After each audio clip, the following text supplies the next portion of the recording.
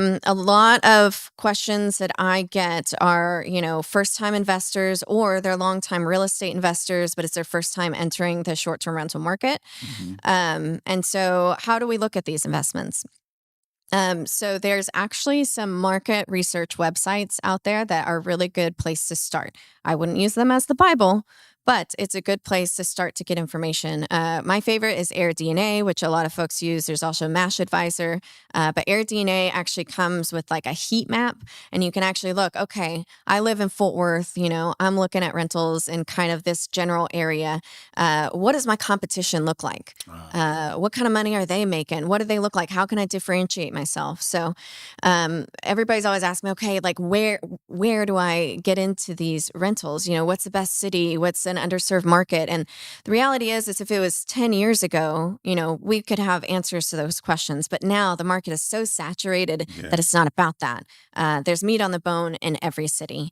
I've identified kind of four major spaces that are good to focus on in major cities. So one is hospital districts, Hmm. looking at properties around there. You want to think travelers are going in and they're coming out, or going out and coming in, whatever it is. Yeah. Wherever there's a lot of movement of people, that's where you want to hang your hat. So hospital districts, event centers like Dickies Arena, AT&T Stadium. Of Right. course, everybody knows about those. Near bodies of water, because of course everybody likes to be at a cabin near a lake. And then of course near universities. Oh, okay. Yeah. So kind of the perfect spot to be within your city is if, say that you're looking in Fort Worth and you've got a property in between TCU and Dickies Arena. Okay, well now I got two out of the The four. best of both worlds, right? Right, right. So, looking at your competition, kind of seeing where they're priced at in the area that you want to be in, and then if it's your first rental, the best thing to do is get something close to your house. Hmm. Because if you're trying to travel an hour to get where you need to go to service your rental, it's just going to take up so much of your time and brain space. I always say for your first rental, you're going to screw it up. Hmm. Yeah, You're going to learn, right? You're going to pay tuition no matter what, right? you pay tuition. Yeah, You can't get out of it, the yeah, school of hard knocks. But before we go any further, I do want to back up a little bit. yeah. Number one is that um, any resources are going to be below our video in the description section. So if there's some websites that you're referencing, or maybe even a PDF of some resources that people can look at later that you might be going through and referring to, that's going Hmm. to be under the video. So just go ahead and click on that link to download those documents when you come back and look at this again. And then as you're talking about this, I think this is important. It sounds like when you have the idea, you do research. That's what we're talking about before you Hmm. even get into it. I do want to kind of back up to ask you, did you have any experience running a business before you jumped into this? Oh, Okay. Clifton, we don't know what we're doing here. That's the part of being an entrepreneur, right? So I do want to ask you some things that tap people into resources. Hmm. Have you used any of the small business development resources or the resource partners of the Small Business Development Corporation or What? administration? No. Okay, so this is what we're going to learn. I can give to you too, because there are some resources when people have an idea and they just have no clue. Let's say Hmm. they didn't see this podcast. Hmm. There are resource partners where there's SCORE, which gives you Okay, free I'm mentors. familiar with Score. Okay, so I just Yeah, gave you the names. So yeah. SCORE gives you free mentors who are successful in different areas, or they have low cost web classes and free classes online. Hmm. Then there's the Small Business Development Center, which is usually a partnership with the community colleges. Okay. Then there's Women's Development Center. Okay. And like in most cases, women, unfortunately, sometimes access to capital is harder for women Hmm. than it needs to be. Hmm. And so there's a resource center just for women to give women business owners the resources and the tools and access to capital to help them take their idea to the next level. I So love that. you did use some of the resource partners like SCORE. Wait, you say you are familiar with it, but you didn't say you Yeah. used it, right? No, I actually did for a short time. Yeah, I met somebody that was kind of helping me. He was a volunteer mentor, and he helped me kind of figure out my financials in the beginning. I'm not a CFO. I don't know what I'm doing here. Got it. I'm just a gal with QuickBooks, trying to, wade my way through life. And the reason I brought that up is that I want to make sure that before you dive in, as you're talking about the resources, the research and the things you need to look into, you definitely need to tap into, if you haven't run a business before, understand what it takes to, like you said, do the research, have the financials, Mm. have a plan. So did you also create a plan before you dove in, or you just kind of dove in and created a plan as you Don't ask went? questions you don't want answers to. This is real talk, baby. Real talk. Okay. For real. This is Sarah what- Blakely of Spanx started her business without a business plan, and so did I. If she can do it, so can I. So at the end of the day, your business plan was, I'm going to succeed. Yeah. That's and so I would tell you that having a business plan is not a prerequisite for starting a business. Mm. But I would tell you planning, and you can allude to this, is a prerequisite for scaling your business. I'll tell you what I did.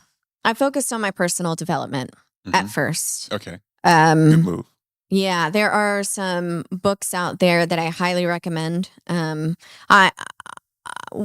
I kind of went through a time period where by read books, I mean listened on Audible, because I can't sit still.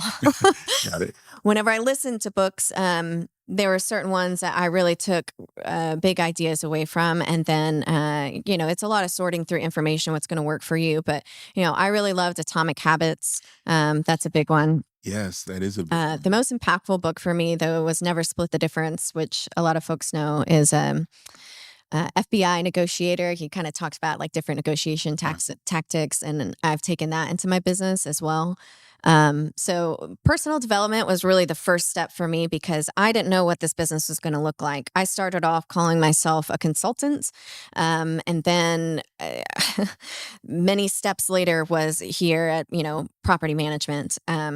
But I went where the money told me to go. Mm-hmm. And it turns out that with short-term rentals, people didn't need me to consult on how to run their property. They just needed somebody to run their property. Got it. So Okay. that's kind of what led me to the What you point where learned. I was at. But I just had to be very diligent about, okay, what's my point of view? What's my point of view? Because at first, the world is big, the ideas are vast, and you really have to narrow it down. Because if I say, hey, I'm a short-term rental expert, this is the one thing I'm good at, don't ask me about anything else. Like, this is my area of expertise. I felt that I was listened to a lot more versus, oh, I have all of these ideas and I can speak to every area of every business and every industry and every vertical. Okay, got it. And so I like what you're sharing. You may not have had a business plan, but you did go through a process of self-development, getting information that people don't necessarily have, and it's accessible. Mm-hmm. And also, I like the fact not only research, but you had to be very clear on what your area of expertise is, and not say I can do anything. Yes. Follow the money. Okay, so Yeah, be very specific. Yeah, and mentors. Oh my gosh, mentors on mentors on mentors. Mhm. I'm very careful about who I take advice from. I think that people are very willing to share advice whenever it's not asked. But there are some people that I've gone to where, I know this is a person of like, hey, how do I deal with a crazy client?